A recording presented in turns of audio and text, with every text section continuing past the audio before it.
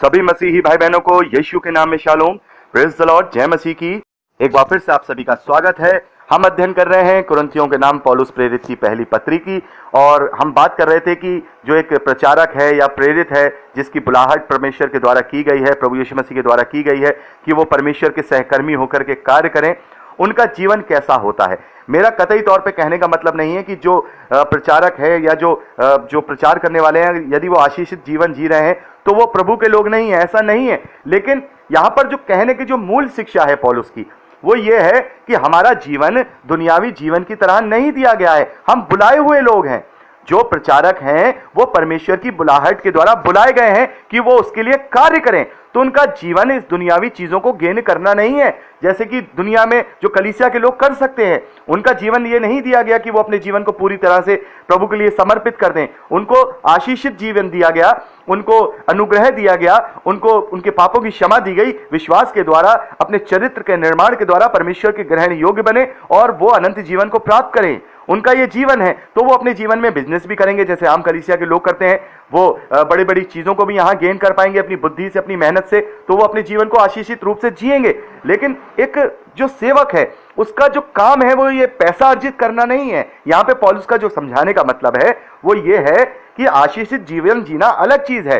कोई भी पास्टर नहीं चाहेगा कि उसके बच्चे भूखे मरे, या वो भूखा रहे, या वो बुरी जिंदगी को जिए, या वो दुनियावी चीजों में पड़ जाए। नहीं, परमेश्वर अपने लोगों की आवश्यकताओं को जानता है और वो पूरा करता है। मैं इस बात की गवाही देता हूं कि परमेश्वर ने मेरी हर एक आवश्यकता को पूरा किया है, हर एक रीति से किया है। मैं नहीं जानता था कि कहां से होगा, लेकिन परमेश्वर ने किया है। जबकि मैं इतना बड़ा बिजनेस छोड़ करके प्रभु की सेवकाई में आया। मैं आया तो नहीं हूं, आप लोगों में से बहुत सारे लोग मेरी गवाही जानते हैं। मैं तो बिल्कुल भी नहीं चाहता था कि मैं सेवकाई में जाऊं, क्योंकि मेरा अच्छा खासा बिजनेस था और मैं बिजनेस करता था, सिविल इंजीनियर हूं और कंस्ट्रक्शन का काम करता था। लेकिन परमेश्वर ने मुझे चारों तरफ से हाँक करके कहा कि नहीं, तुझे मेरा काम करना है। उसके लिए बहुत सारे बलिदान देने पड़े, लेकिन आज मैं बहुत खुश हूं। शुरुआत में मैं सोचता था कि मेरी जिंदगी कहां से क्या हो गई है माफ कीजिएगा, कि मेरी लाइफ में क्या चेंजेस हो गए, मैं कौन सी लाइफ जीता था, मैं कौन सी लाइफ जीता हूं। कभी कभी मैं उस समय सोचता था, लेकिन आज जब मैं देखता हूं कि परमेश्वर ने मुझे इस्तेमाल किया है, ये मेरे लिए कितनी बड़ी खुशकिस्मती की बात है। ये मेरे लिए कितना बड़ा अनुग्रह है कि उसने मुझे बुलाया है। यही हमारे लिए सबसे बड़ा उपहार है उसकी ओर से कि बुलाए हुए लोग हैं हम। इस बात की हमें ज्यादा खुशी होनी चाहिए कि हमने उसके लिए कुछ कार्य किया है। हमारा जीवन उसके लिए चल रहा है, चाहे कैसा भी चले, अच्छा चले, बुरा चले, बहुत ही आशीषित हो या ना हो। आशीषित होने का मतलब मैं दुनियावी तरीके से आप लोगों को बता रहा हूं, वो आशीषित नहीं। हम तो बहुत आशीषित हैं। जो प्रभु के सच्चे दास हैं वो परमेश्वर की असीम आशीषों से, आत्मिक आशीषों से आशीषित हैं। उसका कोई मोल नहीं है, उसका कोई मूल्य नहीं है, उसकी कोई कीमत नहीं है। तो वो आशीष नहीं, मैं दुनियावी बातों की बात कर रहा हूं। जैसे दुनियावी जरूरतें हैं, लोग बहुत सारी चीजों को आशीष समझते हैं, लेकिन वो आशीष होती नहीं है। मैं आपको सही बताऊं, वो केवल आवश्यकताएं हैं जो हमें धरती पर जीनी है, अपने जीवन को जीना है, और फिर उसके बाद अपने उस अनंत जीवन की तरफ प्रस्थान करना है जो अनंत जीवन हमारे और आपके लिए दिया गया है। तो यहां पर मेरा कहने का मतलब, इस पैसेज को जो समझाने का जो पौलुस का मतलब यह है कि जो सेवक हैं उन्हें इस बात की चाह नहीं रखनी चाहिए। उन्हें अपने लाइफ स्टाइल पर, अपने चरित्र पर, अपने स्वभाव में मसीह के स्वभाव की झलक लानी चाहिए, क्योंकि वो लोग बहुत सारी लोगों के लिए प्रेरणा हैं। तो हमारा भी अगर ये मकसद हो जाएगा, जैसे आम जो विश्वासी हैं, जो कलीसिया के लोग हैं, वो बिजनेस कर रहे हैं, उनका क्या मकसद है कि वो अपने परिवार को अच्छे से अच्छा जो है खिला पाएं, उनको अच्छे से अच्छा सारी चीजें मुहैया करा पाएं, कलीसिया के लिए वो दान कर पाएं। ये सारे उनके जो है चीजें उनके मन में होती हैं। लेकिन एक कलीसिया के जो सेवक हैं उसके मन में उसकी प्रायोरिटी, उसका सब कुछ लक्ष्य, मकसद ये होता है कि जो उसकी बुलाहट की गई है वो उसमें लगा रहे।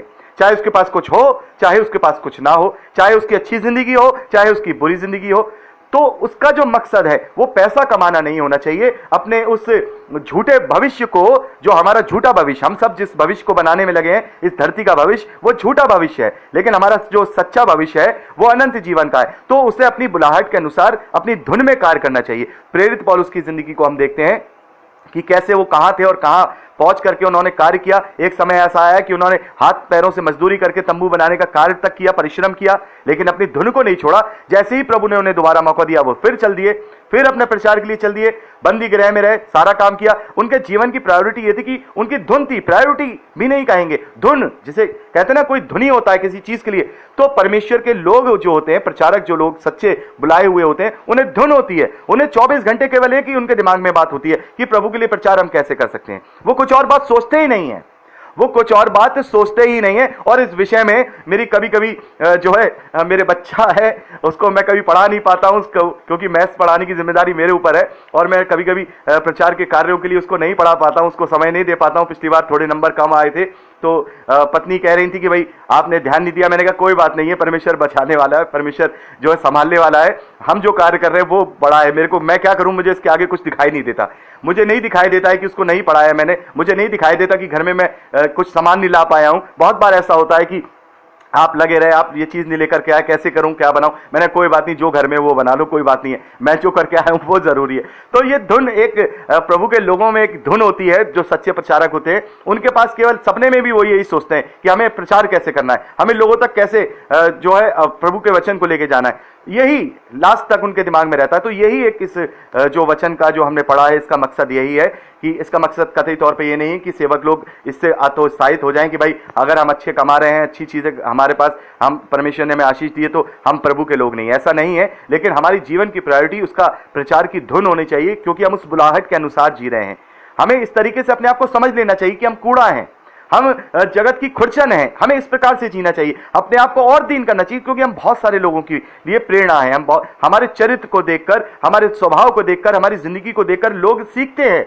लोग सोचते हैं कि ये जो प्रचारक है अगर ऐसा है तो हम भी ऐसे हो सकते हैं। तो हमें, हमारे ऊपर दूसरी दुगनी जिम्मेदारी है। जो सामान्य मसीही विश्वासी है उस पर एक कर्तव्य है, अपने आप को और लोगों को, आत्माओं को बचाने का कर्तव्य है। लेकिन जो एक प्रचारक है, जो प्रेरित है, जो अपने आप को अभिषिक्त कह रहा है, या जिसे अभिषिक्त होने के लिए परमेश्वर ने बुलाया है, उसकी दोहरी जिम्मेदारी है, उसकी दोहरी जिम्मेदारी है, क्योंकि वो बुलाया हुआ है। इसीलिए यहां पर ये जो बातें हैं पौलुस ने यहां पर लिखी हैं, ताकि लोग समझ पाएं कि सेवकाई असलियत में होती क्या है। बहुत सारे लोग इस बात के लिए सेवकाई में आते हैं कि चलो कुछ नहीं तो हम सेवकाई कर लें, कम से कम हमारा जो है काम धंधा ही चलने लगेगा। ये इन चीजों में फर्क हमें करना होगा। और बहुत बार ऐसा होता है कि हम देखते हैं कि बड़ी बड़ी कलीसियाएं हैं, बड़ी बड़ी कलीसिया, लाखों अरबों रुपए का वहां पर उनको ऑफरिंग आ रही है, सारी चीज, कुछ पता ही नहीं कि वहां क्या हो रहा है क्या नहीं। तो मैं ऐसे लोगों के लिए, मैं आप लोगों से कहना चाहूंगा कि ऐसे लोगों के लिए हमें सोचना होगा कि हम जो प्रभु के लिए हम अपना योगदान कर रहे हैं, वो योगदान हमारा किस कार्य में जा रहा है, किस चीज के लिए इस्तेमाल हो रहा है, ये भी हमारा हक है जानने का। तो ये भी हम जाने कि हम जो अपना दान कर रहे हैं, या हम जो कलीसिया के लिए कुछ कर रहे हैं, उसका किस प्रकार से कहाँ जो है उस मिनिस्ट्री के द्वारा या उस पास्टर के द्वारा वो खर्च किया जा रहा है। तो इसका भी ब्यौरा लेना भी कोई गलत बात नहीं है, इसको भी हम ले सकते हैं।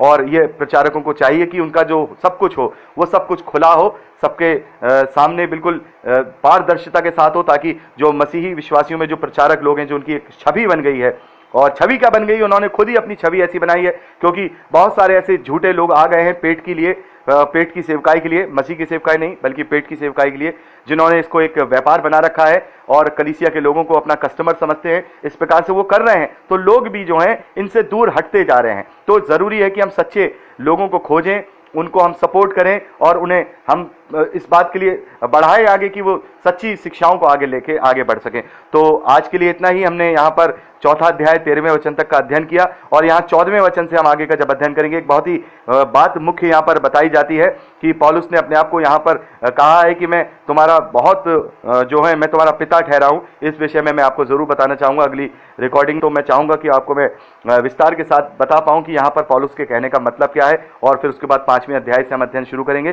तो आज के लिए इतना ही। प्रभु आप सबको बहुत आयत की आशीष दे और अपने वचन में बढ़ाए। Praise the Lord. जय मसीह की।